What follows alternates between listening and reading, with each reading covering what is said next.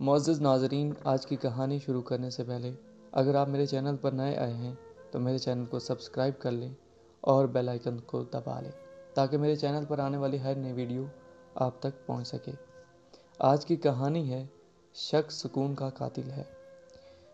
سرمد 40 سال کا ہو چکا تھا، مگر اس کی زندگی میں کوئی ایسا شخص نہیں تھا جس پر وہ دل سے بھروسہ کر سکے۔ وہ ایک کامیاب بزنس مین تھا، دولت کی کمی نہ تھی، لیکن اس کی زندگی میں محبت ہمیشہ ایک نامکمل خواب رہی۔ وہ جس بھی عورت کے قریب آتا، شک کی دیوار درمیان میں حائل ہو جاتی۔ یہ شک بے بنیاد ہوتا، مگر اس کے ذہن میں پلنے والا خوف اس کے ہر رشتے کو ختم کر دیتا۔ کئی سال پہلے اس کی زندگی میں بہت سی عورتیں آئیں، مگر اس کا رویہ سب کو بھگا دیتا۔ وہ کبھی کسی کی کال لاگ چیک کرتا، کبھی بے وجہ سوالات کے بچھاڑ کر دیتا۔ یہ سب کچھ اس کے لاشعور میں پلنے والا خوف کا نتیجہ تھا۔ وہ ڈر رہا تھا کہ کہیں کوئی اسے دھوکہ نہ دے دے، جیسے شاید کسی نے ماضی میں دیا تھا۔ پھر اس کی زندگی میں ساجی آئی۔ وہ ایک سادہ، محبت کرنے والی اور بے حد صابر لڑکی تھی۔ اس کی آنکھوں میں ایک عجیب سا سکون تھا، ایک ایسا سکون جو شاید سرمد کی زندگی میں پہلی بار محسوس ہوا تھا۔ وہ اس کی طرف کھینچا چلا گیا۔ ساجی کو بھی سرمد کی سنجیدگی اور اداس آنکھوں میں کچھ ایسا دکھا جو اسے عام لوگوں سے الگ بناتا تھا۔ وہ سمجھ گئی کہ یہ آدمی باہر سے سخت مگر اندر سے زخمی ہے۔ وہ اسے ٹھیک کرنا چاہتی تھی۔ محبت نے سرمد کو ایک نئی امید دے دی۔ وہ خود کو بدلنے کی کوشش کرنے لگا، مگر یہ تبدیلی زیادہ دیر تک قائم نہ رہ سکی۔ ایک دن ساجی کسی کام سے دیر سے آئی۔ اس نے سرمد کو بتایا کہ وہ اپنی ایک پرانی دوست سے ملی تھی۔ سرمد مسکرا دیا، مگر اس کے دل میں بے چینی پیدا ہو گئی۔ اس نے اسی رات ساجی کی سوشل میڈیا پروفائل چیک کی اور اس کی ہر تصویر، ہر پوسٹ کو غور سے دیکھنے لگا۔ یہ کون ہے؟ اس نے ایک تصویر پر انگلی رکھی۔ یہ میری یونیورسٹی کا دوست ہے، بس ساجی نے ہلکے سے جواب دیا۔ سرمد کا ذہن فوراً خطرے کی گھنٹی بجانے لگا۔ بس دوست؟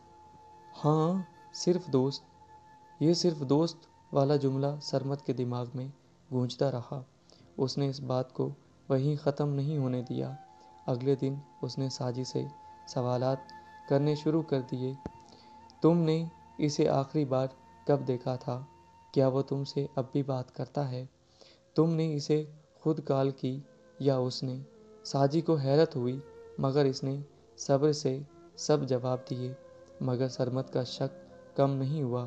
اس نے ساجی کے موبائل فون کی ہسٹری تک دیکھنے کی کوشش کی۔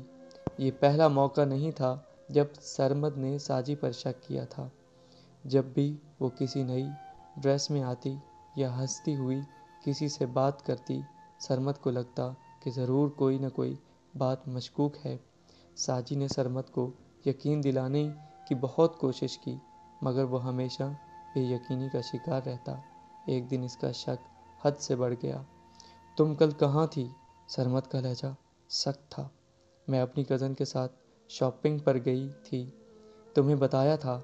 نا، ساجی نے نرمی سے کہا۔ جھوٹ مت بولو، میں نے تمہیں مال میں کسی اور کے ساتھ دیکھا تھا۔ ساجی کا چہرہ فک ہو گیا۔ سرمد، تمہیں کیا ہو گیا ہے؟ تم کیوں میری محبت کو اس طرح شک کی نظروں سے دیکھ رہے ہو؟ سرمد کچھ کہنے ہی والا تھا کہ ساجی کی آنکھوں میں آنسو آ گئے۔ میں تم سے محبت کرتی ہوں سرمد، لیکن میں قیدی نہیں ہوں۔ اگر تمہیں مجھ پر یقین نہیں تو پھر یہ سب بے معنی ہے۔ یہ پہلی بار تھا جب ساجی نے سرمد کو اتنے کھرے الفاظ میں جواب دیا تھا۔ ساجی کا صبر ختم ہو چکا تھا۔ اس نے سرمد کو ایک خط لکھا۔ سرمد، میں تمہیں دل سے چاہتی ہوں، مگر تمہارا شک میری محبت کو مار رہا ہے۔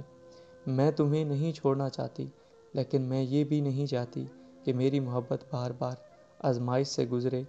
میں جا رہی ہوں تاکہ تمہیں موقع ملے کہ تم خود سے پوچھو، کیا تم واقعی محبت کرنا جانتے ہو؟ اگر ہاں تو محبت میں شک کی گنجائش نہیں ہوتی۔ جب سرمد نے خط پڑھا تو اندر سے ٹوٹ گیا۔ سرمد اپنی کمزوری کو قبول کرتا، ساجی کو روکنے کی کوشش کرتا اور پہلی بار اس کے سامنے روتا ہے۔ ساجی اس کے اندر کی تکلیف کو دیکھ کر رک جاتی ہے اور وہ دونوں مل کر سرمد کے خوف اور شک کا علاج ڈھونڈنے کی کوشش کرتے ہیں۔ دوستو، یہ کہانی صرف ان لوگوں کے لیے ہے جو شک کی بنا پر اپنے رشتے ختم کر بیٹھتے ہیں۔ ایسی ہی کہانیاں دیکھنے کے لیے ہمارے چینل کے ساتھ جڑے رہیں۔ خدا حافظ۔